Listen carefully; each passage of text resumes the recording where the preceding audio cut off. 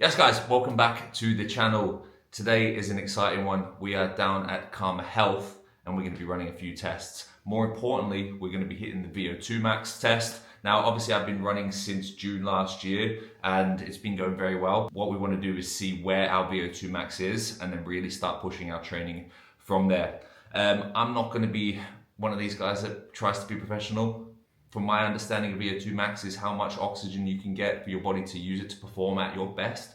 What we'll do is we'll get the professional to really break that down for you, but we're looking forward to getting stuck in on that. We're going to head down to Bonded Gym and hit the treadmill. But before that, we're going to do an ECG test to see how my heart is beating, if it's irregular or if it's healthy. Then we're going to do an RMR test later to see how many calories I'm burning without doing any exercise at all. So yeah, follow along, let's get stuck in. We're going to do an ECG. Yep. So the way we're going to do our ECG is by using this little device here, which basically should take us about 30 seconds. This will tell me how the rhythm of your heart is, so it'll make sure everything's okay in terms of the long-term risk of strokes and things like that. But it also just gives me a bit more information about how healthy you are in general. If you could sit like that for me and just pop it on your ankle. So if you just put a finger there, and pop that on your ankle. There we go. And we're just going to wait for that to go green. There we go. And so that is a live heart trace that we're seeing there. You stay nice and stable. That will give me a really good reading. And now we're watching your heartbeat in front of you. Yeah? So this is the bottom of your heart, this is the top of your heart, and that's the bottom of the heart relaxing. So one cardiac cycle. Your heart rate is actually really good. So right now it's about 48 beats a minute, which is very, very healthy. It tells me that I can't see any abnormalities there. It tells me your heart's actually in really good knack right now.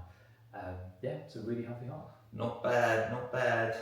How often would you recommend an athlete to do these tests? I would probably say that at least an ECG most people would benefit from each year. Yeah. I think heart scans, if you're an athlete and if you're pushing your heart to its max, yeah, you should probably get a baseline heart scan done. Okay. And then probably every 3 to 4 years get another heart scan done. Mm-hmm. So for us, our longevity plans, we do it every 3 years for that reason. Yeah. And the heart scan is the echo? The heart scan is the echo. Yeah. So this tells me a lot about the rhythm, and it also tells me if there's any significant problems, Mm-hmm. so if there's massive enlargement of the heart. The echo will show me how the heart's actually beating on a beat per beat basis, so it's more about the muscles of the heart rather than the rhythm and things like that. Interesting. Yeah. Not bad to say we've come from bodybuilding. I won't say anything else about that. On that now, I should change the I should change the Please stand upright and look straight. Do not move. The measurement starts now. You kind of spot for me. Yeah. Touch those sides. Yeah. So if I press. Now touch them? Yeah. So now touch them. So foot position's fine. Hand position should be fine. So we should get a good reading on you. Good. We should be able to get your metrics up in a second. Cool. That's synced over. Good. Do your metrics. Jeez, you're in good knack. So on here, so we've got your BMI, right? Mm-hmm. And again, as doctors, we generally use BMI, but here we use body fat percentage because it's a much better scale. So you're actually running, so 27%, but you're running at 16%, which is for men, critical mass is about the lowest you should ever really hit is about 7%. Yeah. Otherwise, everything starts to go down really quick. Your muscle mass is very high, obviously. Your skeletal mass is considered high, so you're in the top 99% of people for your age in terms of muscle mass. Fantastic. Your water distribution is actually really good. So you were talking about salt and water earlier. Yours is actually near perfect. Was that a cheeky smile? Yeah. Good. And the amount of muscle distribution, so obviously your torso has most of it, but your right leg is a bit dominant as well, actually. Is it? Yeah. Oh, is it? Yeah. I've been telling him for years he's got one leg bigger than the other. Yeah, so his right leg is a bit dominant. It's actually quite a big difference as well. So 0.9 So kilos. my leg needs work. So your left leg needs work. So you are probably in the top, I think top 8% of the world, and this is tested on athletes generally. Yeah. So you're in the top 8% of the world in terms of your body bump. I thought I was leaner than 16% though. So this is generally considered gold standard testing. Yeah. So I would go with this. Yeah. But again, the big thing is because you've got so much muscle, it's hiding, it's distributing the fat quite well, and you probably have quite a lot of genetics as well. So.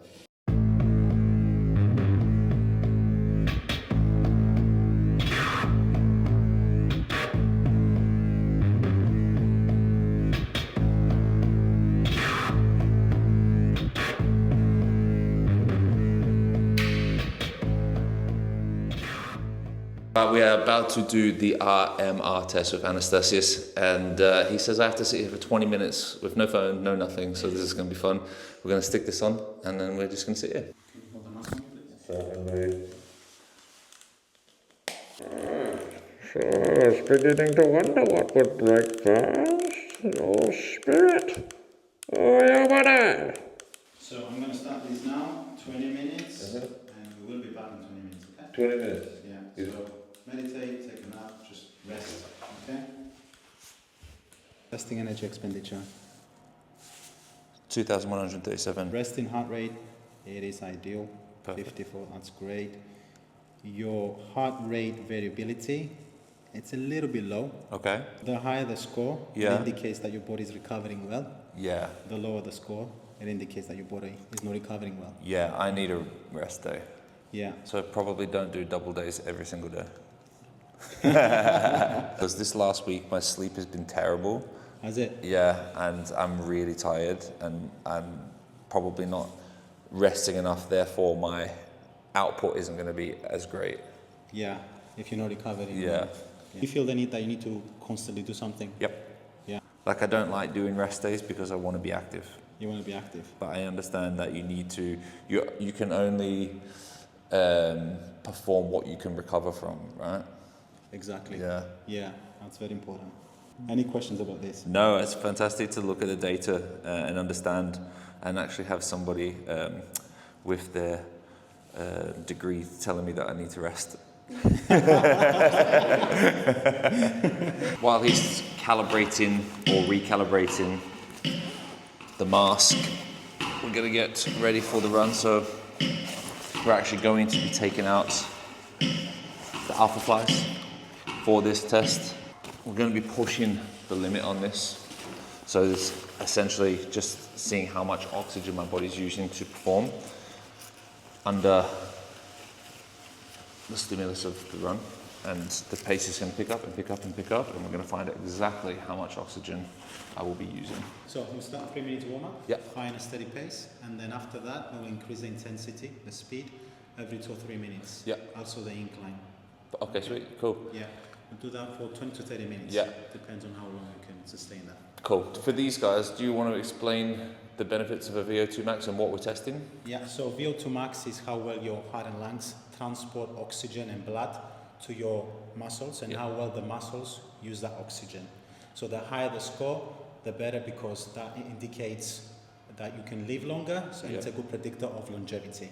The lower the score, it increases the risk of heart diseases. Okay, sweet. And the more oxygen that I'm getting to my muscles, the better I can perform Exactly. as well. Yeah. Start with one pace.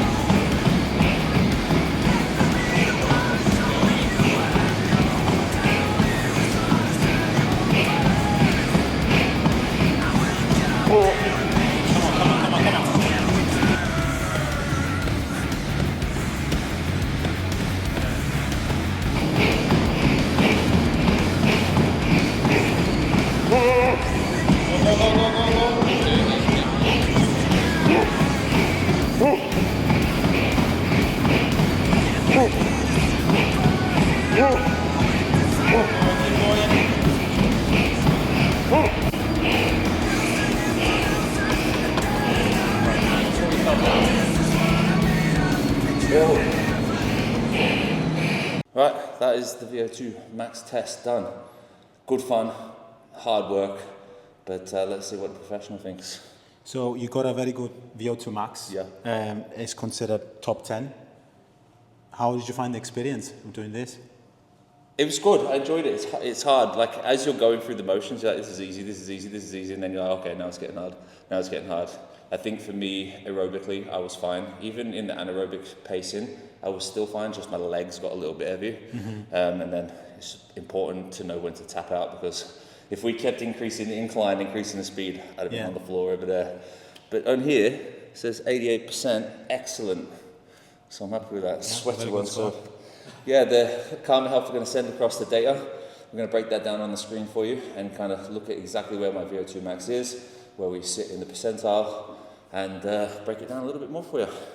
But I want to say thank you to Karma Health, Anastasius, and everybody at Karma that has given me a hand today and given me a lot of data to see exactly where we're at in terms of health, physicality, VO2, heart, everything like that. So if you guys are interested in getting those tests done, I couldn't recommend them enough. Oh, and bugs, what a guy. Right, the stats are in. It was a very good day. So if you guys are interested in getting any kind of testing done, whether it be VO2 max, body composition, or resting metabolic rate, or anything like that, just give the guys at Karma a message, drop my name, and you'll get a little discount there.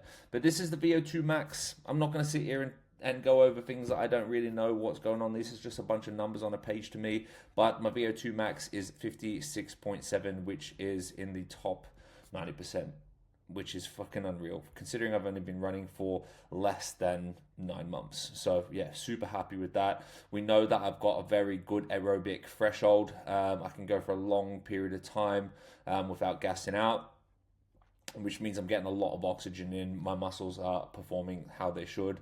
And then the aerobic baseline as well has been creeping up as a byproduct of that too. So yeah, the training has been going well. And to say I'm self-coached with my running, I'm super happy with the numbers that I'm seeing. Again, I don't really know too much about all this, but hey, it says 90%, so we'll take that. If anybody knows more about this, then please feel free to let me know and break this down for me a lot more. But we know now what my limits are and where we can push to in my future endeavors in terms of endurance racing. Right, and here is a copy of my RMR. Again, I don't really know too much here. It says that I'm burning 2,564 calories without any kind of activity, which is pretty cool. I already kind of knew that anyway. Resting heart rate sitting at 54, which is nice and healthy. My metabolism is a +8, don't know what that means. Normal to fast, which is good, means I can consume more food, which is always nice. I can fuel myself for my sessions and stuff like that. So minimum amount of food I should be eating to stay where I am in terms of physique and scale is 2,564, but obviously this is for me just to like function. Obviously I can increase that because of my output as well. So cool to know these things. I don't really know too much about how I'm going to implement any of these stats into my training, but it's just cool to know these kinds of things anyway. But anyway, that's enough of that. It's pretty cool getting all this data and feedback. We know where we are in terms of aerobic and anaerobic threshold. We know how much food I need to consume a day. But yeah, that's pretty much everything on that front. I hope you guys enjoyed this video.